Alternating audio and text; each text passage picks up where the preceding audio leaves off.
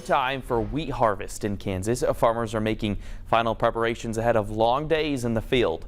Britton Rucker traveled to Harvey County, where one farmer is making final preparations before the first pass is made.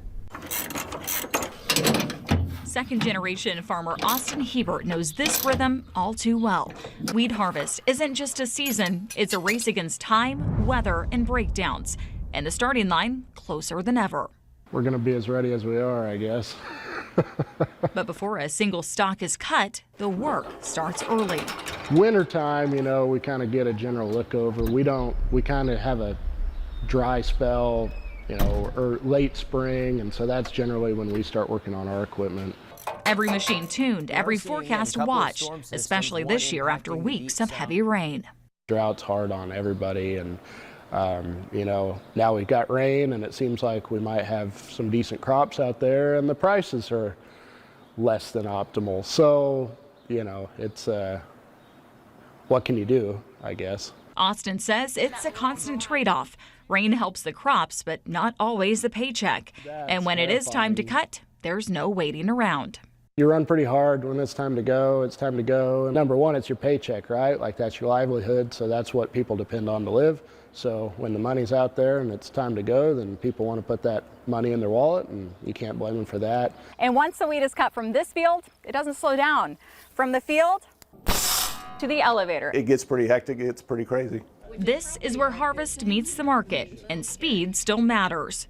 Grain rolls into co-ops like MKC, where long days turn into longer nights. We don't shut down until the farmer wants us to. Typically in wheat harvest, you know, we're going to be here till midnight, 1, 2 o'clock. Typically, how many trucks do you get in here on the daily?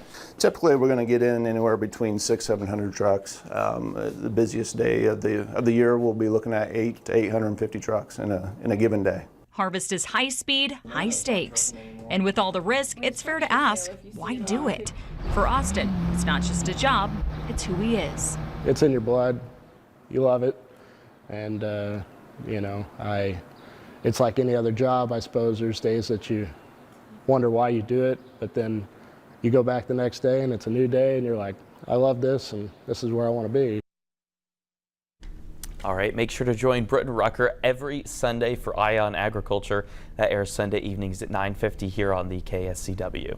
You're reminded to stay alert, though, for slow-moving farm equipment on Kansas roads over the next several weeks. These vehicles travel slower than normal traffic. You'll want to give them extra space and maintain a safe following distance because these vehicles have limited visibility. If you decide to pass, make sure you have a clear view of the road ahead. You're also asked to put your phone away and limit other distractions.